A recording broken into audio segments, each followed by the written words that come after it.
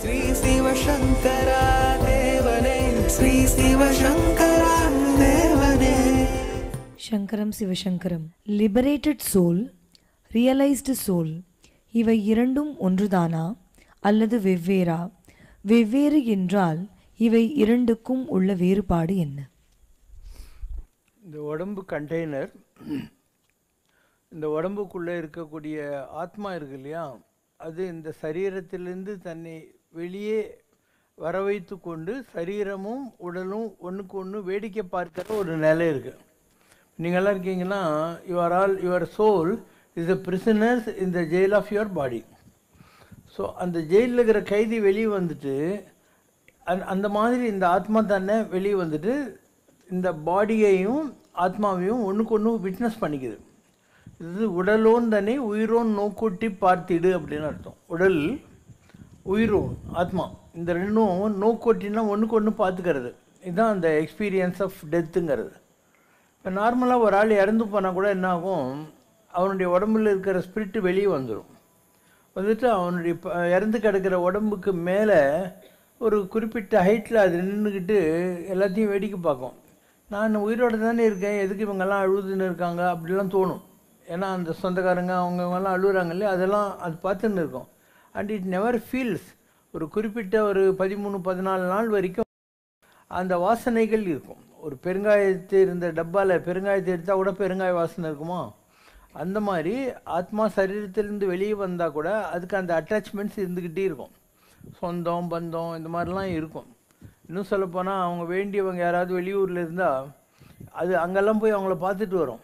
இந்த மாதிரி எதுக்காக அழுவுறீங்க, நான் இன்னும் இருக்கிறேன் அப்படிங்கிற மாதிரிலாம் ஒரு தாட் அதுக்கு வரும். So the body and soul get separated at a particular point, that's called death. அந்த டெத் எக்ஸ்பீரியன்ஸ் வந்துட்டு 13-14 நாளைக்கு அந்த ஆத்மாவும் சரீரமும் கோ exist.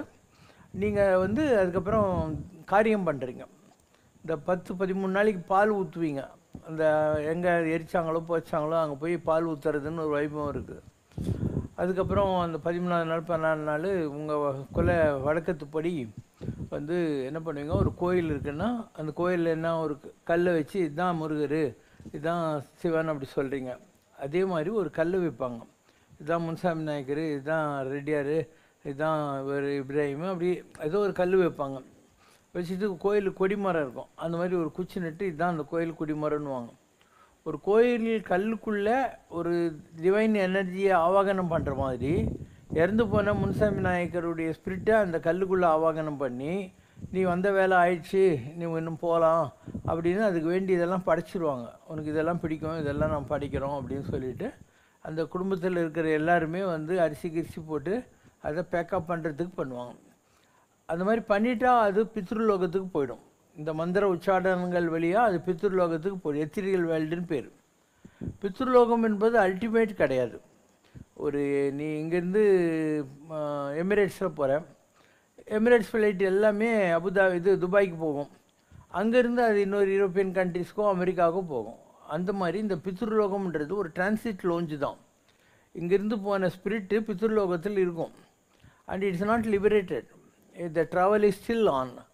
And after a particular time அந்த continuation of the planets according to the karmas அது திருப்பி பூமியில் பறக்கும். இதுதான் பொன்னரபி ஜனனும் பொன்னரபி மரணம் சொல்லக்கூடியது. அது கண்டினியூஸனாக என்ன, இப்போ ஒரு முதல்ல எடுத்துக்கோயேன், கேத்து தாசிக்கு அப்புறம் சுக்கிரன், சூரியன், சந்திரன், செவ்வாய், ராகு, குரு, சனி, புதன். இதுதான் அந்த சைக்கிள் ஆஃப் பிளானட்ஸ். ஒரு ஆத்மா புதன் தசையில் இறந்து போச்சுன்னு வச்சுக்கோ. அடுத்தது என்ன, கேத்து.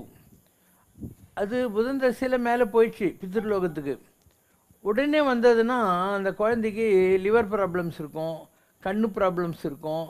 இது மாதிரி ப்ராப்ளம், கேதுக்குள்ள ப்ராப்ளங்களோடு அந்த குழந்தை பிறக்கும். அப்படி பிறக்கக்கூடாதுன்ற மாதிரி அதுக்கிட்ட புண்ணியம் சேர்ந்து இருந்ததுன்னா அது ஒரு 7 வருஷ காலம் அந்த கேது தசை நடக்கிற போது எத்திரியல் வேல்டில் இருக்கும், பித்ருலோகத்தில் இருக்கும். அதுக்கப்புறம் சுக்கிர தசை வருதுலேயே அப்போ பிறக்கும். பிறக்கிற போதே பான்விஸ் ஃபில்லர் சுன்னு ஒரு நல்ல பணக்கார குடும்பத்தில் பிறந்து வசதியாக இருக்கும். ஸோ பிளானட்ஸ் உண்மை தான், லைஃப் இஸ் எ கண்டினியூஸ் ப்ராசஸ்ங்கிறதும் உண்மை தான். ஆனால் கர்மாவுக்கு ஏற்ற மாதிரி a package is given so that it has a transit time to get into the other body. இது ஜாதகத்தை பார்த்தா கூட சொல்ல முடியும், அவங்களுடைய பிரசஞ்சத்தை பார்த்தாக்கா சொல்ல முடியும். அண்டு இதெல்லாம் மறைக்கப்படுகின்றன. உங்களுக்கெல்லாம் வந்து படைத்தல் தெரியும், காத்தல் தெரியும், அழித்தல் தெரியும். இது மூணும் எல்லாருக்கும் புரிஞ்ச விஷயம். இது போக மறைத்தல்னு ஒன்று இருக்குது, அதுக்கப்புறம் அருளல்னு ஒன்று இருக்குது. மறைத்தல்னா என்ன? உன்னோட போன ஜென்மத்துடைய வாசனைகள் எல்லாம் உனக்கு தெரியாத மாதிரி கன்சீல் பண்ணிக்கிறாங்க. என்ன ஏன்னா இப்போ நீங்கள்லாம் செல்ஃபோன் வச்சுருக்கீங்க, அதில் ஒரு மெமரி சிப் இருக்கும். ஸோ அந்த மெமரி சிப்பினுடைய கெப்பாசிட்டிக்கு மெகாபைட்டு சொல்லுவாங்க, அவ்வளோதான் அதில் லோட் பண்ண முடியும். அதுக்கு மேலே இருந்தால் நீ டெலீட் பண்ணும், ஆட் பண்ணும். உன் செல்ஃபோன்லேயே ஃபுல்லாகிடுச்சு அப்படின்னு சொல்லிட்டு நீ பழைய நம்பர் குப்பையெல்லாம் தூக்கி போட்டு புது நம்பர் ஆட் பண்ணிக்கிறியா? அந்த மாதிரி இந்த மெமரி சிப் கூட ஆஸ் எ லிமிட்டேஷன்ஸ், பெரிய அளவுக்கு அதனால் லோட் பண்ண முடியாது. அதனால் தேவையில்லாத விஷயங்களெல்லாம் ரிமூவ் பண்ணுறாங்க இல்லையா? அதுதான் திருவனுபாவம்னு சொல்லக்கூடியது. படைத்தல், காத்தல், அழித்தல், மறைத்தல். அதுக்கப்புறம் ஒன்றுக்குது, அது அருளல்.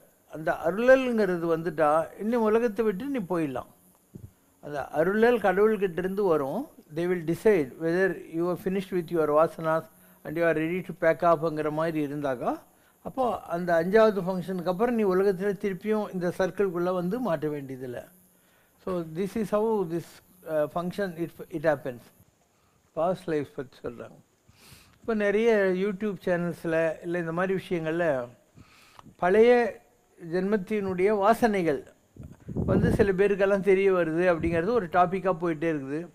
சில பேர் ஒரு மனோதத்துவ ரீதியாக அவங்கள ஒரு சப்கான்ஷியஸ் ஸ்லீப்புக்கு கொண்டு போய் இப்போ நீ என்ன பண்ணிகிட்டு இருக்க சொல்லு, இந்த மாதிரிலாம் கேட்குறாங்க இல்லையா? இது எப்பயுமே இருக்கிற விஷயந்தான். ஒரு 1000 லைஃப்ஸ் 1000 பர்த்ஸ்னு ஒரு புக் இருக்குது இங்கிலீஷில். அதில் ஒரு லேடியை அவர் அந்த சப்கான்ஷியஸ் மைண்டுக்கு கொண்டு போய் சொல்கிறதெல்லாம் டைப் அடிக்கிறாரு. அந்த லேடியை ஒரு மகான், ஆரக்கல்னு சொல்லுவாங்க, சித்தர், அவர்கிட்ட கூட்டின்னு போய் சாமி கண்ண முடியலன்ட்டு இந்த பொண்ணை பற்றி உங்களுக்கு என்னெல்லாம் தெரியுதோ சொல்லுங்கள் அப்படின்னு சொல்லிட்டு கேட்குறாங்க. அவர் சொல்கிறது டைப் அடிக்கிறாங்க. ரெண்டும் ஒன்றே தான் இருக்குது. அப்போ நம்ம உலகத்தில் எல்லாருக்கிட்டேயும் இந்த மறைத்தல்னு இப்போ தானே பேசினேன், அந்த மாதிரி வராத வரைக்கும் அதெல்லாம் உங்கள்கிட்ட பதிவாகிருக்கு. மெமரி சிப்புன்றாங்க, அதெல்லாம் பதிவாகிருக்கு. அது தேவையில்லாத விஷயங்களை எராஸ் பண்ணுறதுனால அது நமக்கு தெரியறதில்ல. இல்லைன்னா நீ இப்போ ரோட்டில் போகிற போது இதுக்கு முன்னால் உனக்கு ஒய்ஃபாக இருந்தவங்க, குழந்தையாக இருந்தவங்க, அப்பா அம்மாவாக இருந்தவங்க எல்லாரையும் பார்க்க முடியும். ஆனால் அது மறைக்கப்பட்டிருக்கிறதுனால அவங்க இருந்தால் கூட உனக்கு கண்ணுக்கு தெரியவே தெரியாது. அண்ட் நமக்கு தெரியாமையே நம்ம போன ஜென்மத்தினுடைய விட்ட கான்டாக்ட்ஸு, தொட்ட கான்டாக்ட்ஸ் எல்லாம் நம்ம மீட் பண்ணுவோம். ரயிலில் நமக்கு எதிரில் உட்காந்து ட்ராவல் பண்ணலாம், இல்லை பஸ்ஸில் மீட் பண்ணலாம். இது மாதிரி ஏதோ ஒரு கண்டெக்ஸ்டில் அவங்கள நம்ம பார்ப்போம், ஆனால் நமக்கு ஞாபகம் இருக்காது. அதாவது ஒரு சில பேரை பார்த்தா விருப்பாக இருக்கும், சில பேரை பார்த்தா வெறுப்பாக இருக்கும். அது என்ன? போன ஜென்மத்தினுடைய ஹேங்கோவர், அந்த வெறுப்பு ரெண்டும் கூட. ஸோ நிறைய இந்த மாதிரி இன்சிடென்ட்ஸ் இருக்குது. ஒரு குழந்த ஒரு 4 வயசு 5 வயசு இருக்கும், ஒரு பொட்டை குழந்த. அது பிறந்த பின்னே என்னுடைய ஹஸ்பண்டு முராதாபாத்தில் இருக்கிறாருன்னு சொல்லிக்கின்னே இருக்கும். என்னடா இது எப்போ பாரு இதே மாதிரி சொல்லுதுன்னு முராதாபாத்துக்கு கூட்டின்னு போகிறாங்க. ஒரு குறிப்பிட்ட தெரு வந்த உடனே இந்த குழந்தை 5 வயசு குழந்தை நேராக வீட்டுக்குள்ளே போகுது. பார்த்தாக்கா அவளுடைய ஹஸ்பண்டுக்கு 75 வயசு. இது என் ஹஸ்பண்டுன்றான், இது என் மகான்றான், அவனுக்கு 50 வயசு. அந்த வீட்டில் எங்கெல்லாம் என்னெல்லாம் பொருள் இருக்குதுன்னு வேறு சொல்கிறா அவள் கரெக்டாக. நான் இந்த இடத்துல ஒழிச்சு வச்சுக்கிறேன் பாருன்னு அதெல்லாம் அங்கே இருக்குது. ஸோ இப்படி சில நிகழ்வுகள் நிறைய பப்ளிஷ் ஆகிருக்கு. இந்த மாதிரி விஷயங்கள் பப்ளிஷ் ஆகிருக்கு. இது வந்து ஒரு வேர்ல்ட்லி சென்ஸ்லேயும் நடக்குது, ஸ்பிரிச்சுவல் சென்ஸ்லேயும் நடக்குது. ஸ்பிரிச்சுவல் சென்ஸில் கேரளாவில் ஒருத்தர் இருந்தார், பெரிய மகான், சிவபிரபாகர சித்தி யோகின்னு சொல்லிட்டு. அவர் 700 வருஷம் உயிரோடு இருந்தார். அவர் என்ன சொல்கிறாரு, இந்த வீட்டில் நான் வந்து பிறந்தேன், இந்த இதில் வந்து படி. Do you have any confirmation that Swamiji lived more than 723 years? Nair, I am sure he lived more than 150 years, as one person named Unni, who is now 90 years, told me that Prabhakara Yogi was living in this village in his younger days when Unni was only 7 years old. And at that time also, Yogiji looked similar as he does now. So, don't play with yogis as your Kalikootukaran. Main confirmation about his கலிக்கூட்டுக்காரனா your பிளேமேட்.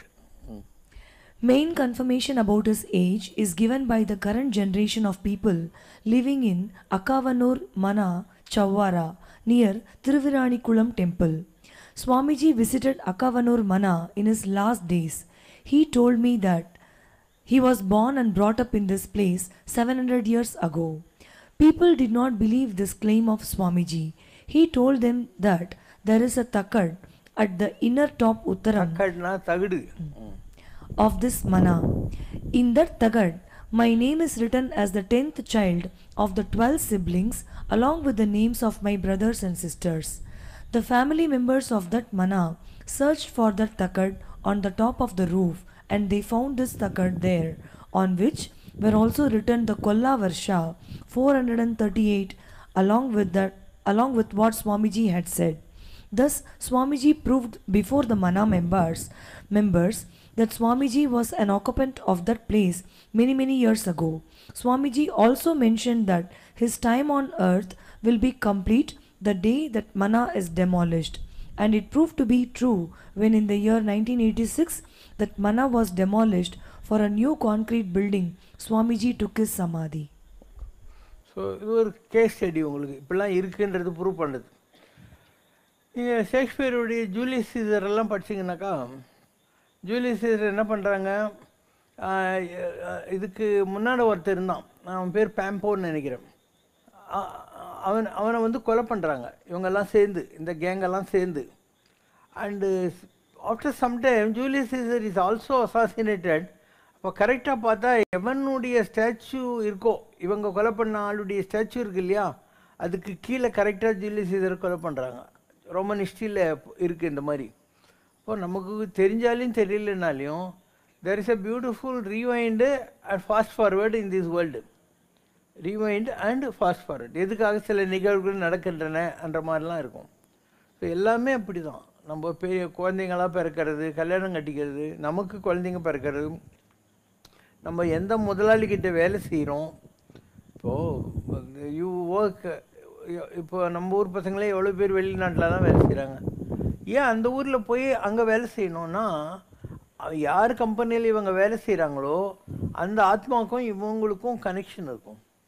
இப்படியெல்லாம் இருக்குது. Why we work under somebody, why not elsewhere, ஏன் இன்னொரு இடத்துல போய் வேலை செய்யலை நீ இல்லையா? எல்லாத்தையும் நமக்கு புரியலைனாலையும் there is a beautiful rhythmic relationship of give and takes, of emotions and relationships and also financial dealings எல்லாம் கண்டினியூவாக வந்துக்கிட்டே தான் இருக்கும் உலகத்தில். நமக்கு தெரிய வேண்டிய அவசியம் இல்லை. ஏன்னா நமக்கு தெரிஞ்சாலும் தெரியலன்னா அது நடக்க தான் போகுது. தெரிஞ்சு வச்சு நீ என்ன பண்ண போகிற? It is definitely to happen. And what is that you want to gain or lose by knowing or not knowing something. ஒரு சோல் வந்து டெத்துக்கு முன்னாடி ஒரு 10 days வந்து அதோட ஆக்ஷன்லாம் டிஃப்ரெண்ட் ஆகும் சொல்கிறதெல்லாம் நான் போகிறேன் அதெல்லாம் சொல்லி ஒரு ப்ரிமானிஷன். இவங்க கேள்வி என்னென்னா, ஒரு பாடியை விட்டு ஆத்மா பிரியறதுக்கு முன்னால் which you call as natural death or what, அதுக்கு ஒரு ப்ரிமானிஷன்னு சொல்லுவாங்க. நான் இருக்க போகிறேன் இல்லை அந்த மாதிரி. ஸோ அது வந்து ப்ரிப்பேர் பண்ண ஆரம்பிச்சிடுவோம். அதாவது அது சம்மந்தம் இல்லாமல் பேசும். எனக்கு ஏதாவது ஆயிடுச்சுனாக்கா நீ இந்த மாதிரி பண்ணும் இப்படி அன்கனெக்டடாக பேசும். அதெல்லாம் கூட ப்ரிமானிஷன்ஸும் சொல்லுவாங்க. நடக்க போகிறத முன்கூட்டியே அது தெரிஞ்சுக்குது அது. And it's able to tell. அதாவது பல விஷயங்கள் ஆன்மீகத்தில் உங்களுக்கு புரியாத போகிறதுக்கு என்ன காரணம்னா, இப்போ நாம் இருக்கோன்னா நமக்கு ஒரு கைடு இருக்காங்க, அவங்களுக்கு ஸ்பிரிச்சுவல் கைடுன்னு பேர். There is a spiritual guide for every soul. And அந்த கைடு உன்னுடைய தவோபலத்துக்கு ஏற்ற மாதிரி ரொம்ப சுப்பீரியர் ஸ்பிரிட்டாக இருக்கலாம், இல்லை ஒரு ஆர்டினரி ஏஞ்சலாக இருக்கலாம், அப்படியும் இருக்கலாம். ஆனால் ஒவ்வொரு ஜேர்னிலையும், ஸ்பிரிச்சுவல் ஜேர்னியில் இல்லை ஃபிசிக்கல் ஜேர்னியில் உனக்கு ஒரு ஸ்பிரிச்சுவல் கைடு இருக்காங்க. அண்டு ரொம்ப ஹை லெவலுக்கு போனவங்களுக்கு ஜீசஸ்ஸு அந்த மாதிரி ஆளுங்கள்லாம் வருவாங்க. கொஞ்சம் கம்மியாக இருக்கிறவங்களுக்கு மற்ற டைப்பில் இருக்காங்க இல்லையா, ஒரு நெக்ஸ்ட் லேயர்ஸில் இருக்கிறவங்க உங்களுக்கு கைடாக வருவாங்க. ஒன்று. ரெண்டாவது, நீங்கள் பார்க்குற இந்த உடம்பு நிஜம் கிடையாது. இந்த பூமியில் நீங்கள் பார்க்குற உங்களுடைய உடம்பு நிஜம் கிடையாது. உங்களுடைய ஸ்பிரிச்சுவல் பாடின்னு ஒன்று இருக்குது. அந்த ஸ்பிரிச்சுவல் பாடியினுடைய அனுபவங்களை தான் நீங்கள் இந்த ஃபிசிக்கல் பாடியில் என்ஜாய் பண்ணுறீங்க. இந்த எர்த் இருக்கு இல்லையா, இதில் 5 எலமெண்ட்ஸ் இருக்குது. ஆகாசத்தில் வெறும் சத்தம், அதுக்கு கீழே வர்றபோது ஸ்பரிசம் சத்தம் காற்று, அண்டு கீழே போகிறபோது வாட்டரில் டேஸ்ட்டு, அண்டு இதில் வர்றபோது நெருப்பில் வர்றபோது என்ன மாதிரி எரியுதோ அந்த ஃபயர் ஃபார்ம்ஸ் இருக்குது. இந்த பூமியில் மாத்திரம்தான் 5 இருக்குது, 5 எலமெண்ட்ஸ்ன்னு சொல்லுவாங்க இதை. ஸோ பூமியில் நம்ம இந்த இடத்துலேருந்து இது வரைக்கும் இருக்கிறது ஆகாசம், இந்த இடத்துல இருக்கிறது காற்று. இந்த பாடி இருக்கு இல்லையா, மாலிகுலர் பாடி, இது மண்ணில் செஞ்ச பொம்மை. இந்த இடத்துல இருக்கிறது வாட்டர், இந்த இடத்துல இருக்கிறது நெருப்பு. ஸோ நம்மக்கிட்ட 5 பொருளும் இந்த பூமியில் இருக்கிற போது தான் இருக்குது. ஸோ மற்ற ஏதாவது ஒரு லேயரில் நீ இருக்கிற போது இந்த ஃபிசிக்கல் பாடி உனக்கு இருக்காது. அதனால தான் கடவுளுக்கெல்லாம் கூட பாத்திரத்தில் புளி சாதம் வச்சு இப்படின்னுவாங்க. அதுக்கு வெறும் வாசனை தான், அதனால் சாப்பிட முடியாது. அந்த மாதிரி இந்த ஃபிசிக்கல் பாடிங்கிறது ரொம்ப பெரிய விஷயம். மனிதன் என்பது ரொம்ப பெரிய விஷயம். பட் இந்த மனிதனை இயக்குகிற ஒரு ஸ்பிரிச்சுவல் டொமைன் இருக்குது. அங்கே இருக்கிற ஸ்பிரிட்டு தான் உன் உடம்புக்குள்ளே இருந்து ஒன்று இயக்குகிறது. The body is used by the spirit for fulfilling the desires. சாப்பிட்ணும், ட்ரெஸ் பண்ணணும், குளிக்கணும், சாமி கும்பிடணும், கல்யாணம் கட்டிக்கணும், இது எல்லாத்தையும் பண்ணுறதுக்காக இந்த பாடியை அந்த ஸ்பிரிட் யூஸ் பண்ணுது. The spirit is the reality.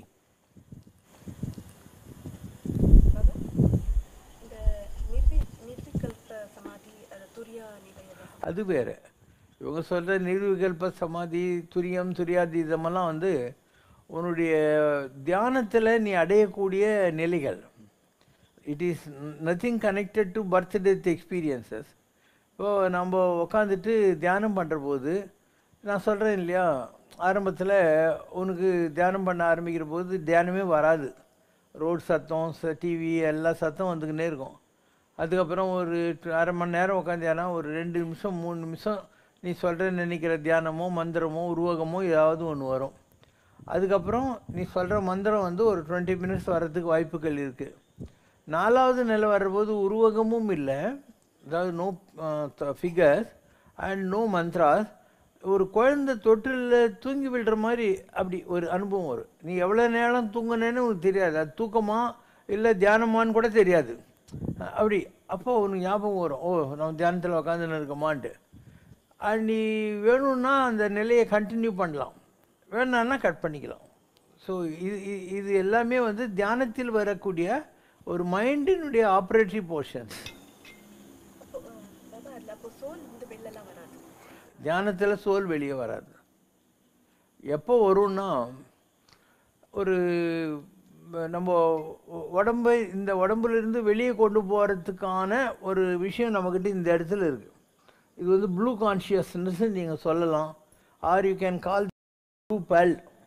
அதை வந்து நீல் பிந்து மாதவ் அப்படிங்கிறாங்க.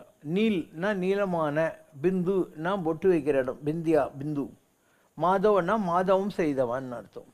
ஸோ நம்ம எல்லார்கிட்டையுமே இந்த இடத்துல that is there which is called as Krishna consciousness.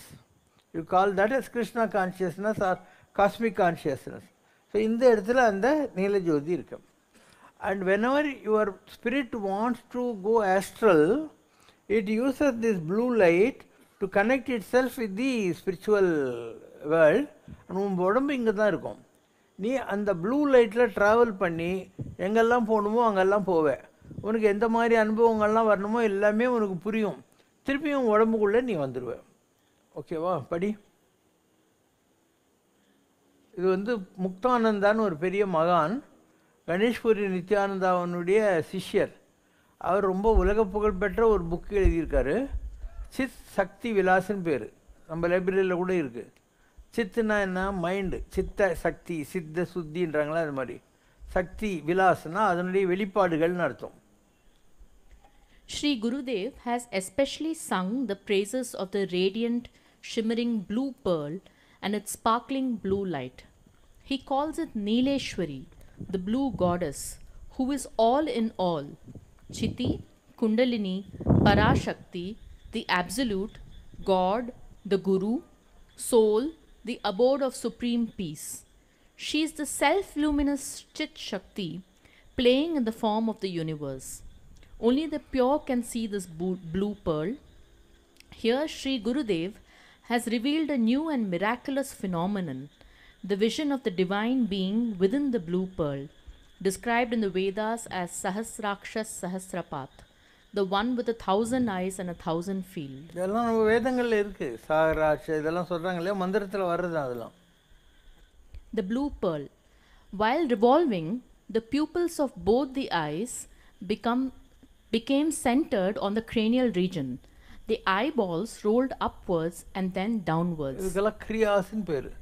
நீங்கள் தியான லெவலுக்கு போகிற போது இப்படி கான்சென்ட்ரேட் பண்ண ஆரம்போது இந்த கண்ணெல்லாம் சுற்ற ஆரம்பிச்சிடும். இதெல்லாம் அனுபவத்தில் தான் தெரிஞ்சுக்க முடியும், முக்கியமாக சொல்ல முடியாது.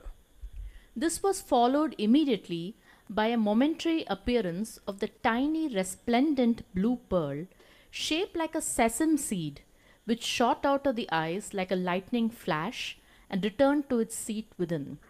This is a highly mysterious and astonishing occurrence. The tiny blue pearl illuminated all the directions for an instant. If I sat facing east, the eastern direction was alight. If south, the southern direction. Students of the Siddha Yoga, how shall I describe the splendor of that pearl? It moved even faster and more briskly than a flash of lightning. As I beheld it, many expectations were aroused. Will Rama, Krishna, or my supreme deity Parashiva appear within it? Who shall follow Airavat? Although I was eager for a vision of the divine, my mind was full of joy and contentment. Besides, I began to spend my days in a different manner. After the vision of the blue pearl, the inner soul was contented, feeling that it had been blessed by the goddess Kundalini with a supreme gift. I then began to honor one and all in my heart. My eyes stopped revolving and their vision was fixed upwards. As a result, if I wanted to see something lying below, I felt strained. At times, my eyes remained wide open. The acute pain in the space between the eyebrows disturbed my sleep at night.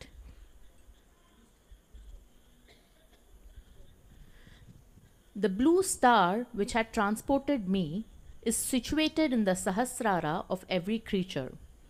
Its light may vary, but its size is the same in all. Using it as a vehicle, the individual soul transmigrates after leaving one physical form. It does not change at all, even when the various physical forms inhabited by the soul are burned, buried, or destroyed. It's a big subject, so you read that book, or you leave everything and sit in meditation to reach that stage. Either or applies. It is called Neel Bindu Madhavam சொன்ன இல்லையா, நீளமான பிந்துஸ்தானத்தில் இருக்கிற மாதவம் செய்தவன் அர்த்தம். இதை தான் நீங்கள் நீலவண்ண கண்ணாவாடா நீ ஒரு முத்தம் தாடான்னு சொல்கிறது. So Krishna consciousness, blue consciousness, or you call it by any name, it is one and the same. And once you get this third eye, the blue light getting open, your body will be here only, but you will be able to make astral travels. தியானத்தில் உட்காந்த உடனே உனக்கே தெரியாத ஒரு தூக்கம் மாதிரி வரும், deep sleep வந்துடும். அதுக்கப்புறம் your blue light tax you to different world's and gives you different spiritual experiences according to your evolution. நீ எந்த அளவுக்கு பக்குவப்பட்டிருக்கோ அந்த அளவுக்கு உள்ள அனுபவங்கள் உங்களுக்கு கிடைக்கும். அப்போ கடவுளுடைய படைப்பில் இருக்கிற மற்ற உலகங்கள் எல்லாம் கூட பார்க்க முடியும். நாகலோகம்னு ஒன்று இருக்குது, யமலோகம்னு ஒன்று இருக்குது, தேவர்கள் உலகம்னு ஒன்று இருக்குது, சித்தர்கள் உலகம்னு ஒன்று இருக்குது. ஸோ ஒவ்வொரு உலகத்துக்கும் நீங்கள் போயிட்டு பார்க்க முடியும், எல்லாத்தையும் பார்க்க முடியும், எல்லாம் நிஜம்தான். அண்ட் அந்த உலகங்கள்லாம் நம்மள மாதிரி இட்லி தோசை புண்ணாக்கெல்லாம் கிடையாது. And they are all luminous bodies, எல்லாமே தவத்தில் தான் உட்காந்துருப்பாங்க. இப்போ நீங்கள்லாம் சித்தர்கள்னு சொல்கிறீங்க, ஷிரடிக்கு போனால் ஷிரடி பாபாவை பார்க்கலாம், ராகவேந்திர சாமி மந்திராலயத்தில் போய் பார்க்கலாம், காஞ்சிபுரத்தில் பரமாச்சாரியரை பார்க்கலாம். இவங்க இங்கே இருந்தது எவ்வளோ உண்மையோ, ஃபிசிக்கல் பாடியோட உலகத்தில் இவங்கெல்லாம் இருந்தாங்க இல்லையா, அதே நேரத்தில் அவங்க the world of hermits or rishi இருக்காங்க இல்லையா, அங்கே இருப்பாங்க, அந்த இடத்துல இருப்பாங்க. அந்த பேரை மாத்திரம் படி, இந்த வேர்ல்ட் ஆஃப் ஹெர்மிட்ஸ் சித்தர்கள் உலகத்தில் அவங்கெல்லாம் எப்படி இருப்பாங்க அப்படின்னு ஒரு பேரா இருக்கு. My visit to Siddhaloka, the realm of the perfected ones. The blue star appeared again and stood motionless. While gazing into the upper regions of the Sahasrara, I visited several worlds. The large blue star served as my vehicle. It transported me to a far-off region.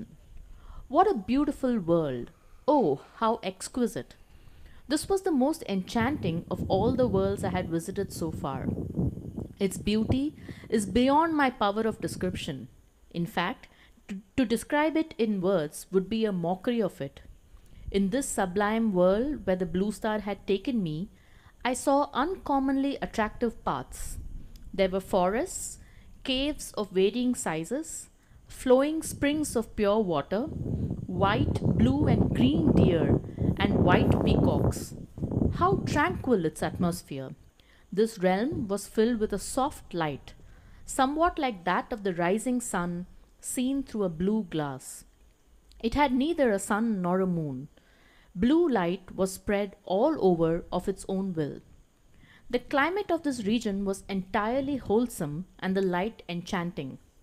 As I alighted in this world, I experienced such powerful impulses of Shakti that I intuitively knew I was about to have the splendid darshan of ancient seers.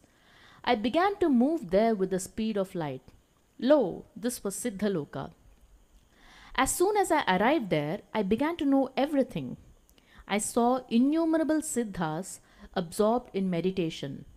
Everyone was seated in a different mudra. Some were just sitting quietly. They did not even look towards me. Some of them had matted locks, others clean-shaven heads, yet others pierced ears. Some sat under trees, some sat on stones, and others inside caves. Each had his own cave, hut, or small house of unearthly design. I saw and recognized those great seers and sages whom I had read about in the Puranas. As I went a little further, I saw many yoginis who were sitting steadily in their mudras. I saw Shirdi Sai Baba. Nityananda Baba was also there, though in his physical form, he was still at Ganeshpuri. I roamed about in Siddhaloka for a long time, watching the yoginis and siddha saints. I was intensely fascinated by this realm. Okay, so இது ஒரு sample. இதுதான் நடக்குது. இப்போ மகேந்திரகிரியில் அனுமான் கோட்டைங்கிறதுல அனுமான் இருக்கார். அனுமான் அந்த இடத்துல உக்காந்துக்கிட்டு அடுத்த யுகத்தில் பிரம்மா ஆகிறதுக்காக அவர் தவத்தில் இருக்கார்.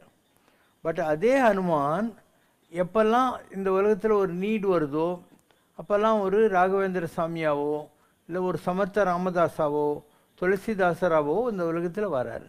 ஸோ அங்கே தான் இருக்கும். And they try to pass that energy in existing human body to help the people, devotees who pray to them. இதே தான் சித்தர்கள் உலகத்தில் நடக்குது. நீ சிரிடியில் போய் சாமி கும்பிடலாம். அந்த சிரிடி பாபாவுடைய பவர்ஃபுல் ஸ்பிரிட் வந்து சித்தர்கள் உலகத்தில் இருக்கும். But it will help you through a statue இல்லையா? அதனால தான் சிரிடி பாபா என்ன சொல்கிறாரு, நான் இறந்து போத பின்னால் என் சமாதி உங்களுக்கு எல்லாம் நல்லா செய்யணும் ஏன் சொல்கிறாரு. ஏன் ராகவேந்திரர் அதே வார்த்தையை திருப்பி சொல்கிறாருனாக்கா இதே தான். இப்போ ராம் சரத்குமார் சாமி சமாதியில் இருக்கார் திருவண்ணாமலையில். அவர் யார் நம்பி கும்பிட்றாங்களோ அவங்க எல்லாருக்கும் அவர் வழிகாட்டுவார். அப்போ அந்த ஸ்பிரிட் என்னான்ட்டு நேற்று கூட ஒரு கேள்வி கேட்டாங்க. நீங்கள் பார்த்தீங்கன்னா இதில் கன்னியாகுமரி நாகர்கோவில் சைடில் இவங்களுக்கெல்லாம் ஒரு பெரிய மகான் ஒருத்தர் இருந்தார். இந்த நாடார்கள்னு சொல்கிறீங்க இல்லையா, அவங்களுக்கெல்லாம் ஒரு பெரிய குரு மாதிரி ஒருத்தர் இருந்தார். ஸோ அந்த ஸ்பிரிட்டு தான் வந்து எவால்வ் ஆகி ராகவேந்திர சாமிக்கிட்ட வந்தது. அதனால் இன்றைக்கி நீ பார்த்தீங்கன்னா அவருடைய மேக்சிமம் டிவோட்டிஸ் எல்லாம் சிவகாசி, விருதுநகர், நாகர்கோவில் அந்த சைடில் இருப்பாங்க. இன்ஃபேக்ட் ராம் சரத்குமார் சாமி உருவாடி இருந்தபோதே காணிமடங்கிற இடத்துல ஒரு இடத்த ரெடி பண்ணி ராம் சரத்குமார் சாமிக்கு ஸ்டாச்சுவோட ஒரு கோயில் கட்டினார். ஏன் கட்டுறாங்கன்னா இந்த ஸ்பிரிட் இருக்கு இல்லையா, அது அந்த ஸ்பிரிட்டு. அதனால் அவங்களுக்கெல்லாம் ஒரு இப்போ திருவண்ணாமலை ஆசிரமமோ இல்லை அவர் தங்கி இந்த இடத்துல அவருக்கு வாடகை கொடுத்துருந்தோ எல்லாமே அந்த ஊர்க்காரங்க தான் வராங்க. ஏன்னா இவர் உடம்புக்குள்ளே இருந்த ஸ்பிரிட் அங்கே இருக்கிறது. அந்த அவங்கெல்லாம் பூஜை பண்ணி இருந்தாங்க இல்லையா அந்த ஸ்பிரிட்டு. அண்ட் ஏன் அந்த போஸ்ட்டுக்கு வருதுன்னா அதுக்கு முன்னால் அது கபீர்தாசராக இருந்தது. கபீர்தாசராக இருந்த ஸ்பிரிட்டுக்கு இந்த நாகர்கோயில்கிட்ட இருந்த மகான் இருக்கா இல்லையா, அவர் தான் இந்த உலகத்தில் என்னெல்லாம் நடக்க போகுதுன்னு சொல்லி எல்லாம் எழுதி வச்சுருக்காருன்னு சொல்லுவாங்க இல்லையா, இன்னமும் பேர் அவருக்கு வேறு சுவாமி தோப்பு ஐயா சாமி, சுவாமி தோப்பு சாமின்னு வாங்க வர. ஸோ அந்த ஸ்பிரிட்டு தான் இவர்கிட்ட வந்து, அதுக்கு முன்னே அவர் கபீர்தாசராக இருந்தார். இப்படி எல்லாத்துக்கும் ஏதோ ஒரு லிங்க் இருந்துக்கிட்டே இருக்கும். இந்த உடம்பு பற்றி நீங்கள் சீரியஸாக எடுத்துக்கிறதுனால தான் இது இருக்காது அது இருக்குன்ற மாதிரிலாம் உங்களுக்கு பாவனைகள் தோன்றுகின்றன. உடம்புல என்ன இருக்குது? உடம்பார் அழியின் உயிரார் அழிவர், உடலுக்குள் உத்தமன் ஒரு பொருள் கண்டேன். உடம்புக்குள்ளே உத்தமன் இருக்கான் இல்லையா, அது யாருன்றது தான் முக்கியம். ஸோ எல்லோரும் அப்படி தான் வராங்க, எல்லாருமே டிரான்சிட்டில் வர்றவங்க தான், யாருமே புதுசு இல்லை யாரும் பழசம் இல்லை, எல்லாம் எல்லாருக்கும் தெரிஞ்சவங்க தான். நேம்ஸ் மாறினா உனக்கு என்ன ஆகுது? நீ என்ன கேட்குறியோ அது ஒன்று நடக்குதா இல்லையா, அது எந்த பேரில் இருந்தால் உனக்கு என்ன இல்லை, in what name it makes difference, it makes no difference. நீ செய்த பாவத்தின் பலனை குறைக்கும் வல்லமை இறைவனுக்கு உண்டு. ஆனால் நீ செய்த புண்ணியத்தின் பலனை இறைவனால் கூட குறைக்க முடியாது என்று காஞ்சி பெரியவர் கூறுகிறார். அப்படியானால் இந்த ஜென்மத்தில் செய்யப்படும் புண்ணியம் முன்ஜென்ம பாவகர்மாவையும் போக்கும் வல்லமை படைத்ததா? உன்னுடைய பாவத்தினுடைய அளவு குறைக்கிறாங்கன்னா என்ன அர்த்தம்? நீ புண்ணியம் பண்ணிருக்குன்னு அர்த்தம். உனக்கு 10,000 ரூபாய் கடன் இருக்குதுன்னு வையேன், நீ ஏதோ ஒரு வகையில் 5,000 ரூபாய் சம்பாரிச்சேன்னா குறைக்கிறாங்க, அவ்வளோதானே. நீ செய்த புண்ணியத்தினுடைய பலனை வச்சு தான் உன்னுடைய பாவத்தினுடைய இதை கழிக்க முடியும். நீ 10 வருஷம் ஜெயிலுக்கு போயிட்ட, அங்கே போய் குட் கான்டாக்டில் இருக்க, ஏதோ பண்ணுற வச்சுக்கோயேன், அப்போ அவங்க அதை ஒரு ரிவிஷன்னு சொல்கிறது, ஒரு 5 வருஷம் கம்மி பண்ணுறாங்களோ இல்லையா, இந்த உலகத்து சட்டத்துப்படியே அதெல்லாம் இருக்கா இல்லையா, அந்த மாதிரி தான். அப்போ தீதும் நன்றும் பிறர் தர வாரா, நல்லது கெட்டது ரெண்டும் யார் கொடுத்தும் வர்றதில்லை, அது நீ தான் சம்பாதிக்கிற. நல்லதை சம்பாதிக்கிறது நீ தான், கெட்டதை சம்பாதிக்கிறது நீ தான், கெட்டதுனால வந்த வினைகளை கம்மி பண்ணுறதுக்குள்ள புண்ணியத்தை திருப்பி சேர்த்துக்கிறது நீ தான். ஒன்று கடன் ஆகிப்போச்சு, நீ ஏதாவது ஒரு இடத்துல போய் ஓவர் டைம் செய்கிற, ஏதோ ஒரு வேலை செய்கிற, அந்த கடனை கொஞ்சம் கொஞ்சமாக கழிக்கிற, அப்போ அந்த கடனை கழிச்சது யார்? நீ தான். அதுக்கு நீ என்ன பண்ண? கொஞ்சம் ஓவர் டைம் பண்ண, அந்த மாதிரி இன்னும் கொஞ்சம் புண்ணியத்தை சேர்த்த, கொஞ்சம் பாவம் கம்மியாச்சு. எதுவும் கடவுள் கொடுக்கவும் மாட்டான், ஏன்னா நீ தான் உன்னுடைய எல்லா செயல்களுக்கும் காரணம். You are right to improve your self R degrees your self, ரெண்டும் நீ தான் பண்ணுவேன். கடவுள் வந்து ஒரு சட்ட புஸ்தகம் மாதிரி, ஒரு இந்தியன் பீனல் கோட் இல்லை பிரிட்டிஷ் லா மாதிரி, அது எதுக்காகவும் மாறுறதில்லை, அது அதனுடைய போகிறது தான் இருக்கும். So you have to understand and try to improve on your புண்ணியம் அண்ட் டிக்ரீஸ் ஆன் யுவர் பாவம்ஸ். இந்த இன்ஸ்டிடியூஷன் என்னுடையது அல்ல, இதை உருவாக்கியது நான் அல்ல, சுவாமிதான் உருவாக்கினார். என்னுடைய பிரயத்தனம் எல்லாம் ஃபிசிக்கல் அண்ட் இன்டலெக்சுவல் சர்வீஸ் மட்டும்தான் என்று தாங்கள் அருளுரை ஒன்றில் தெரிவித்திருக்கிறீர்கள். நம் செயலாவது ஒன்றுமில்லை என்கிற உயர்ந்த கோட்பாட்டை தங்கள் அடியவர்களிடம் வலியுறுத்தவே இவ்வாறு தாங்கள் கூறுகிறீர்கள் என்றாலும், எத்தனையோ இடர்பாடுகளையும் சோதனைகளையும் கடந்து இவ்வளவு பெரிய ஆன்மீக சாம்ராஜ்யத்தை ராமராஜ்யத்தில் உருவாக்கியது தாங்கள்தானே. தாங்களும் சுவாமியும் ஒன்றுதான் என்பது நிதர்சனமாக இருக்கும்போது தங்களுடைய செல்ஃபை மட்டும் சுவாமியிடமிருந்து பிரித்து பார்ப்பது ஏன்? ஆன்மீகத்தில் பல்வேறு சிந்தனைகள் இருக்கின்றன. நான் வேறு எனாதிருக்கும், நீ வேறு எனாதிருக்கும், பவதீதம் அருள்வாயே அப்படின்னு. நான் வேறு இல்லை ஆண்டவனே, நீ வேறு இல்லைன்னு சொல்லக்கூடிய புத்தி எனக்கு கொடு அப்படின்னு கேட்குறாங்க. இதெல்லாம் ஆன்மீகத்தில் வர்ற பல படிநிலை சிந்தனைகள். நீங்கள் யோசனை பண்ணி பாருங்கள். இப்போ இவ்வளோ பெரிய ஆசிரமத்தை உருவாக்கணும், இவ்வளோ அழகாலாம் கோயில் கட்டணும், அங்கே ஒரு மசூதி கட்டி அதுக்குள்ளே வந்து பிள்ளையார் உட்கார வைக்கணும், இவ்வளோ சாமி துணி உண்டாக்கணும், இந்த மாதிரி அழகான பில்டிங் கட்டணும், இங்கே ஒரு பில்டிங் கட்டணும், இவ்வளோவையும் பண்ணுறதுங்கிறது ஒரு வடஆற்காடு மாவட்டத்தில் ஒரு வில்லேஜிலிருந்து வந்த ஒரு ஸ்கூல் டீச்சருடைய பையனால் முடியும்னு நீ நம்புறியா? இல்லையா? அப்போ கல்வியெல்லாம் கற்பித்தாய், நின்பால் நேயம் காண வைத்தாய், எல்லாத்தையும் கற்றுக் கொடுத்த, அதை விட முக்கியமாக உன்னை லவ் பண்ணுறதுக்கு கற்றுக் கொடுத்த கடவுளே. எதுக்காக? யாம் ஓதிய கல்வியும் எம்மறிவும் தாமே வேற வேலவர் தந்ததினால். அவருக்கு தேவைப்பட்டுச்சு. ஒரு கம்பெனியில் நீ வேலைக்கு சேர, அவங்க ஒன்று ஐஏஎம்க்கு அனுப்புகிறாங்க, ஏதோ ஒரு மேனேஜ்மெண்ட் கோர்ஸுக்கெல்லாம் அனுப்புகிறாங்க, அவங்களே உனக்கு சாப்பாடு தங்குற இடம் ஃபீஸ் எல்லாம் கட்டுறாங்க. ஓகேவா? ஏன் செய்கிறாங்க? அந்த நாலேஜு அந்த கம்பெனிக்கு தேவைப்படுது. அந்த மாதிரி கடவுள் என்ன பண்ணுறான், யாராவது ஒரு ஆளை ஒரு காரியத்துக்காக ரெக்ரூட் பண்ணிடுறான். இந்த மாதிரி வேலை இவருக்கு செய்யக்கூடாது. அதுக்கு என்ன ட்ரைனிங் வேணுமோ, எந்த விதமான எக்ஸ்போசர்ஸ் வேணுமோ எல்லாத்தையும் கடவுளே கொடுக்குறான். அண்டு நம்ம அது கடவுள் நம்மளை கருவியாக பயன்படுத்தினான்னு நினச்சி சந்தோஷப்பட்டுக்கிற ஒரு உரிமை நமக்கு இருக்குது. இப்போ நீ வந்து மைக்ரோசாஃப்ட்டில் வேலை செய்கிறேன்னு வச்சுக்கோயேன், நான் பில்கேட் கம்பெனியில் வேலை செய்கிறேன் அப்படின்னு சொல்லலாம். ஓகேவா? That's your choice to say or not. இல்லை நான் அவ்வளோ திறமையாக இருக்கேன் அதனால தான் பில்கேட் எனக்கு வேலை கொடுத்தான்னு நீ சொல்லலாம். ரெண்டுமே தப்பு இல்லை. It's your choice to think. ஆனால் ஒரு லெவலுக்கு மேலே உங்களுக்கு புரிஞ்சிடும். அது கையறு நிலைன்னு சொல்கிறோம் நாங்கள். கையறு நிலை என்னன்னாக்கா, செயலாவது ஒன்றுமில்லை. ஆட்டு வித்தால் யார் ஒருவர் ஆடாதாரே, பாட்டு வித்தால் யார் ஒருவர் பாடாதாரேங்கிற மாதிரி நம்ம ஒன்றுமே பண்ணுறதில்லை. காரணம் காரியம் கற்றவை கற்பவை அனைத்தும் நற்கரிசை நாரணன், எல்லாத்தையும் செய்கிறவன் கடவுள் தான் அப்படின்னு நம்ம தெரிஞ்சுக்க ஆரம்பிக்கிறோம். ஒரு லெவலுக்கு மேலே தான் அதெல்லாம் வரும். ஆரம்ப காலத்தில் ஒரு கடலில் நீ போகிற மெரினா பீச் கிட்டன்னா ஒரே அலையும் சுழலுமா இருக்கும், ஒரு ஆர்ப்பாட்டம் இருக்கும். ஒரு 2 மைல் நீ எப்படியாவது தம் கட்டி நீச்சல் பண்ணி அலை வர்ற போது முங்கி, அலை வராத போது நிமிர்ந்து கை காலை ஆட்டி போயிட்டேன்னு வச்சுக்கோ. அதுக்கப்புறம் இங்கேருந்து அமெரிக்கா ஜப்பான் வரைக்கும் கடல் வந்து சாதாரணமாக இருக்கும். இந்த அலையெல்லாம் இங்கே தான் கரை ஓரமாக தான் இருக்கும். அந்த மாதிரி நீ ஆன்மீகத்தில் நுழைகிற போது ஆரம்பத்தில் ஒரு பயங்கர கிக் இருக்கும், ஒரு ஆர்ப்பாட்டம் இருக்கும். And then slowly you will realise that you cross the cross currents. இந்த ஆர்ப்பாட்டம் தடார் புடால் எல்லாம் போயிடுச்சு. அதுக்கப்புறம் you will become com and compose. இதை ராமகிருஷ்ணர் வேறு விதமாக சொல்கிறாரு.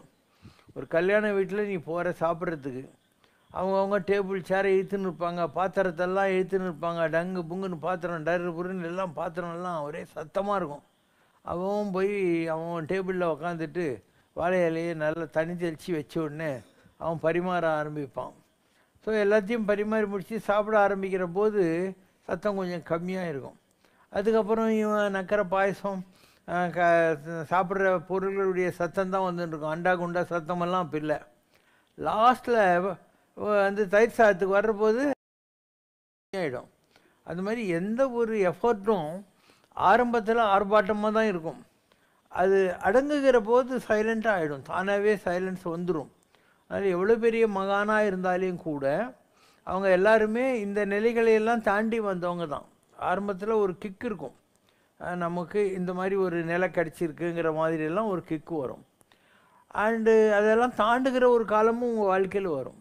You will try to surpass, go beyond all those things to understand that you are a tool in the hands of Godங்கிறது உனக்கு புரிய ஆரம்பிச்சிடும். இல்லைன்னா என்ன ஆகும், நம்ம ராட்சசங்க ஆகிடுவோம். இதே பவர் தான் ராட்சசர்களுக்கு இருந்தது.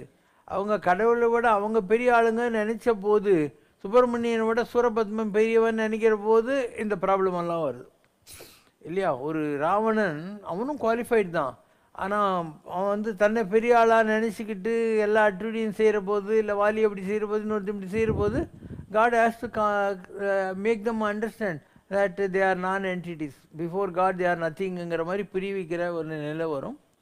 அதனால் பரமாச்சாரியார் போன்று இருந்த மகான்கள் ஒரு லெவலுக்கு மேலே இதையெல்லாம் புரிஞ்சுக்கிட்டு அவங்களே சொல்லியிருக்காங்க. அவங்க என்ன சொல்கிறாங்கன்னா, சாமி இவ்வளவையும் எனக்கு கொடுத்துருக்கிறது என்ன, அதாவது ஒரு ஊரில் மழை இல்லாமல் இருந்தது. அந்த ஊர்க்காரங்கெல்லாம் பரமாச்சாரியார்கிட்ட வந்தாங்க, சாமிகளே உங்கள் தயவில் 7 வருஷத்துக்கு அப்புறம் எங்கள் ஊரில் நல்லா மழை பெஞ்சதே அப்படின்னாங்களாம். அவர் ஒன்றுமே சொல்ல, சிரிச்சுக்கிட்டு, இப்போ 7 வருஷமாக மழை இல்லாததும் சாமிகள் தேவதானோ அப்படின்னாலாம். இந்த வார்த்தை எப்போ வரும்னா, you have to humble down. நம்ம வந்து கடவுள்கிட்ட ஒரு கருவி தான் உனக்கு என்றைக்கு புரியுறதோ அன்றைக்கி இந்த பாஷை மாறும்.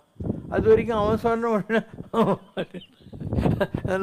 நம்மளால மழை வந்துச்சு இல்லையா? அப்போ 7 வருஷம் ஏன் வரல நீ? ஸோ எல்லாமே இப்படி தான். கடவுள்ன்றது ஒன்று கிராஜுவலாக தெய்வ நிலைக்கு கொண்டு போவார். அதுதான் திருவள்ளுவர் சொல்கிறது, அடக்கம் அமருள் உய்க்கும், அடங்காமை ஆறிருள் உய்த்து விடும். நீ அடங்க அடங்க தேவர்கள் நிலையை நீ தொட்டுக்கிட்டே இருப்ப. கதம் காத்து கற்றடங்கள் ஆற்றுவான் செவ்வி அறம் பார்க்கும் ஆற்றின் நுழைத்து.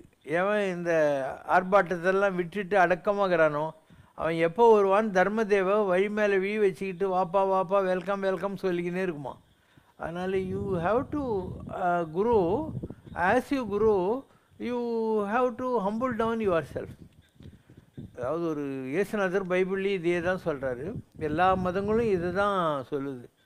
தகுதி உடையவன் எவனும் அவனுக்கு எல்லாம் கொடுக்கப்படும், தகுதி அற்றவனிடத்தில் உள்ளதும் பறிக்கப்படும். If you are deserving God will give you more. If you are non deserving, ரொம்ப அல்டாக்ஸாக இருக்கேன்னாக்கா இருக்கிறதையும் கொஞ்சம் பிடிங்குவாங்க அவங்க. So every thing is like that. Paramachari last days எல்லாம் பார்த்தீங்கன்னா என் சமகாலத்தில் வந்த சாராய கடை, லாட்ரி சீட்டு, குதிரை ரேஸு எல்லாம் ஓஹோன்னு ஓடின்ட்டுருக்கு. நான் ஆரம்பித்து வச்ச முதலாதிகாரி திட்டம், திருப்பாவை திருவம்பாவை பாராயணம், பிடியரிசி திட்டம் எல்லாம் என் கண்ணெதிலேயே அழிஞ்சு போச்சு. அப்போ நான் ஒரு மகானாக இருந்து என்னத்தை தான் சாதித்தேன்னு எனக்கே புரியல அப்படின்ட்டுருக்காரு. அவருடைய சொந்த வார்த்தைகளை தான் நான் சொல்கிறேன்.